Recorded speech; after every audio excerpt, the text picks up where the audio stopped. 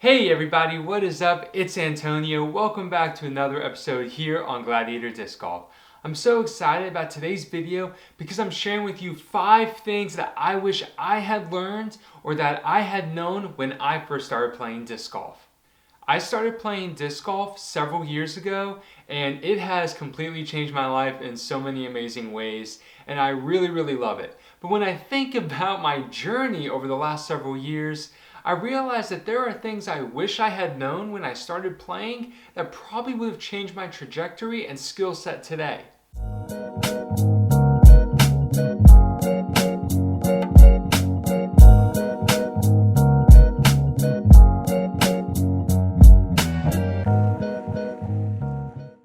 So whether today is your first day playing disc golf or your 10th year playing disc golf, I want to share some things that I've learned along the way that can hopefully help you.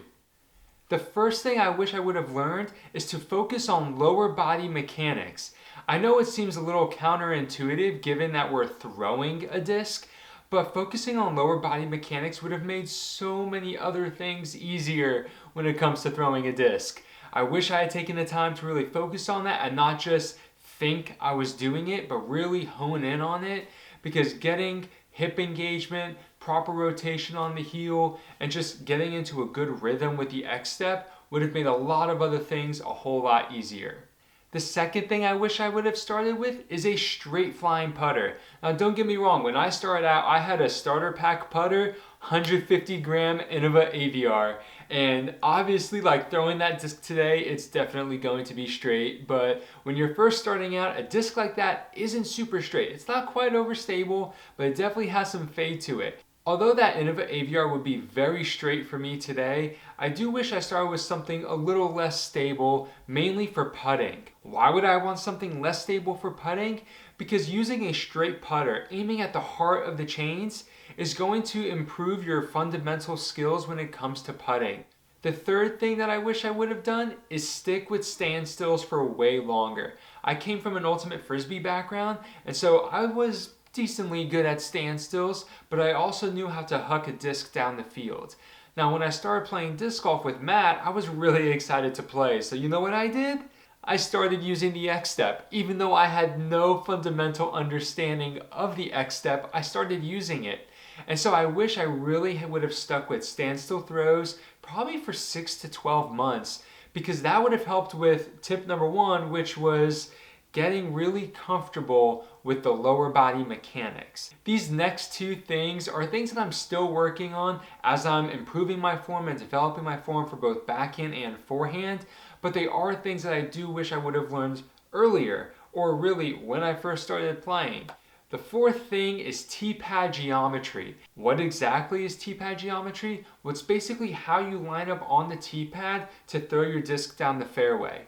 Now I haven't made a video on this because I'm still learning it, and quite frankly, it is very different for a lot of people. There are some tried and true methods to how to throw on the tee pad, but depending on your form, your strengths, your weaknesses, forehand, backhand, it changes a lot of things. So there's a lot of nuance to it. Having a solid understanding of tee pad geometry will help you execute your shot more consistently and make sure that you're throwing accurately.